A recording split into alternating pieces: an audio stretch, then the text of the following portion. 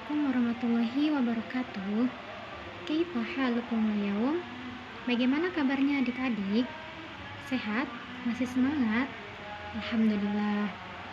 Baiklah, pertama-tama ibu akan mengabsen kalian dulu ya. Muhammad Wahyu, Najwa Syakila,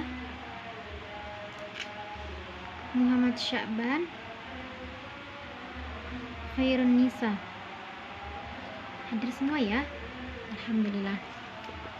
Baik, pada pembelajaran kali ini kita akan mempelajari mengenai al-qaidatun nahwiyah. Seperti biasa ya, sekarang kita akan mempelajari mengenai al-qaidatun nahwiyah yang berjudul awamilun nawasikh. Baik, pada pertemuan minggu lalu kita sudah membahas mengenai mubtada dan khabar. Ayo, siapa yang di sini masih ingat apa itu mubtada dan khabar? Ya, mubtada itu ialah isim yang baris dapan yang berada di awal kalimat.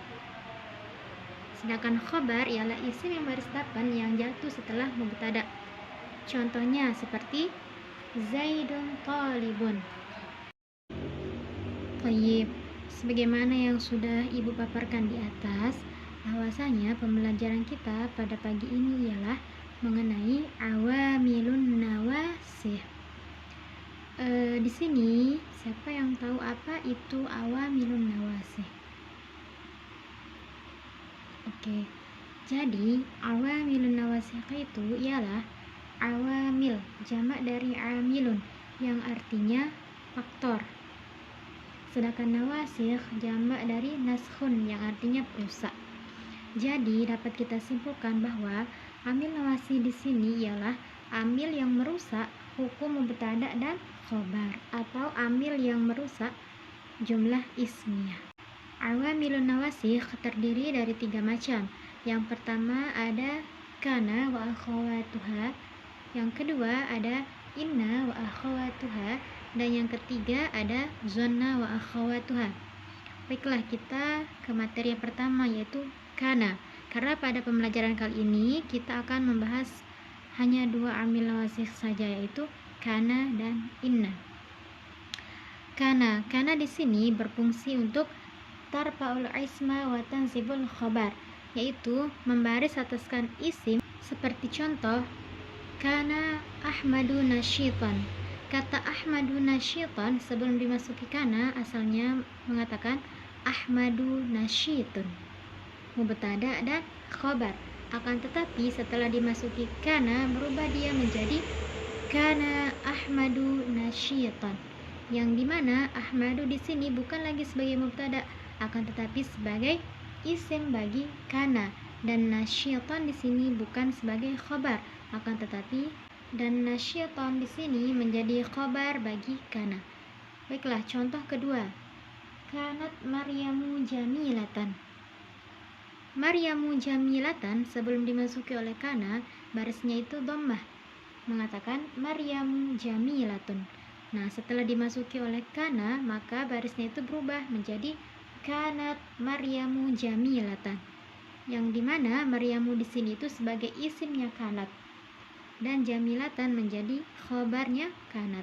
Kana sendiri memiliki saudara berjumlah 12. Yang pertama ada kana, yang kedua ada asbaha, yang ketiga ada soro, yang keempat ada zolla, yang kelima ada laita, yang laisa, yang keenam ada bata, yang ketujuh ada adha, yang kedelapan ada amsa, yang kesembilan ada madama, berikutnya ma bariha, ma fatia, ma infaka, ma zala. Seperti yang sudah tertera di slide ya. Kita juga bisa mengambil contoh dari akhwat atau saudara-saudara kana. Misalkan contoh asbaha, kita pakai asbaha. Asbaha al-bardu syadidan. Di sini al-bardu di sini itu sebagai isimnya asbaha. Kemudian syadidan menjadi khabarnya asbaha. Contoh berikutnya, zollal mataru nazilan, yang dimana al mataru di situ baris rafa dhammah menjadi isim bagi zolla. Kemudian nazilan berbaris fathah menjadi khabar bagi zolla. Contoh yang terakhir, soro al-khubzu rakhison. Al-khubzu di situ baris dapen atau dhammah menjadi isim bagi soro, dan rakhison baris fathah menjadi khabar bagi soro. Kana dan saudara-saudaranya bisa ditasrif menjadi fi'il madhi, fi'il mudhari, dan fi'il amr. Seperti contoh kana Ahmadu nasyitan. Kita ubah menjadi fi'il mudhari, yakunu Ahmadu nasyitan. Nah, contoh fi'il amr, kun aliman. Begitu berikutnya. Susunan kalimat kana wa akhawatuha itu terdiri dari pertama fi'il, yang kedua isim fi'il, yang ketiga ada khabar fi'il. Seperti contoh kana Ahmadu mujtahidan, yang dimana kana di sini sebagai fi'il, susunan yang pertama. Yang kedua Ahmadu sebagai isim fi'il dan mujtahidan sebagai khabar fi'il. Jadi lengkap ya pada kalimat kana Ahmadu mujtahidan di sini. Susunannya sudah lengkap, terdiri dari fi'il, terdiri dari isim fi'il, dan yang terakhir khabar fi'il. Baiklah, amil yang kedua pada amil nawasi yaitu inna dan saudara-saudaranya atau inna wa akhawatuha. Inna di sini berfungsi sebagai tansibul isma wa tarfa'ul khabar, menasabkan isim dan merafa'kan khabar.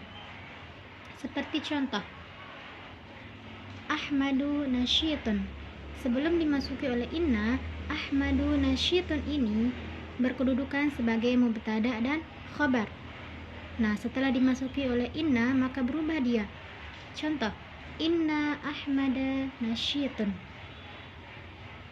Kata Ahmada di sini berbaris atas berkedudukan sebagai isimnya inna, sedangkan nasyitun di sini berkedudukan sebagai khabarnya inna yang marfu atau yang rafa.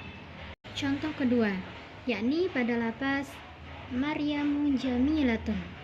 Kata Maryamu jamilatun berkedudukan sebagai mubtada dan khabar. Nah, datanglah amil nawasi inna menjadi inna Maryama jamilatun, yang dimana Maryama di sini bukan lagi sebagai mubtada, akan tetapi menjadi isimnya inna, dan jamilatun di sini bukan sebagai khabar bagi mubtada, akan tetapi khabarnya inna. Sama halnya dengan kana, inna juga memiliki saudara-saudara atau disebut dengan akhawatuha. Di antaranya yang pertama ada inna, kedua ada anna, ketiga ada ka'anna, yang keempat ada lakinna, yang kelima ada laita, dan yang terakhir ada la'alla. Ibu beri contoh masing-masing ya. Pertama inna, contohnya innallaha ghafurun, di mana Allah di sini itu berkedudukan sebagai isim bagi inna, dan ghafurun berkedudukan sebagai khabar bagi inna. Contoh yang kedua, i'lam annallaha ghafurun. Annallaha ghafurun. Sama halnya seperti contoh yang tadi ya. Allah di sini berbaris atas karena menjadi isimnya anna, sedangkan ghafurun berbaris dhammah karena menjadi khabarnya anna. Contoh lagi, qama hamidun lakinna zaidan jalisun. Nah, lakinna zaidan jalisun sebagai isimnya kan lakinna, dan jalisun sebagai khabarnya. Berikutnya ka'anna fatimata badrun. Fatimata menjadi isimnya ka'anna, dan badrun menjadi khabarnya ka'anna. Laita syababa aidun. Asyababa berbaris nasab atau berbaris fathah karena menjadi isimnya laita, dan aidun berbaris rafa atau dhammah karena menjadi khabarnya laita. Dan yang terakhir yaitu la'alla. La'alla al-matara nazilun. Al-matara menjadi isimnya la'alla, dan nazilun menjadi khabarnya la'alla. Inna wa akhawatuha tersusun dari beberapa kalimat. Yang pertama ada huruf. Inna, anna, la'alla, lakinna, itu semua huruf. Yang kedua ada isim inna atau isim bagi huruf, dan yang terakhir ada khabar bagi huruf. Contohnya inna Zaidan mujtahidun. Inna di sini ialah sebagai huruf taukid. Nah, Zaidan berbaris atas sebagai isim bagi huruf inna, dan mujtahidun berbaris rofa menjadi khabar bagi huruf inna. Bagaimana adik-adik? Sampai di sini apakah ada yang ditanyakan atau kalian belum paham? Baik, Ibu simpulkan ya materi kita pada hari ini mengenai amil nawasih. Amil nawasih yang kita bahas di sini ada dua macam. Yang pertama ada kana wa akhawatuha, dan yang kedua ada inna wa akhawatuha.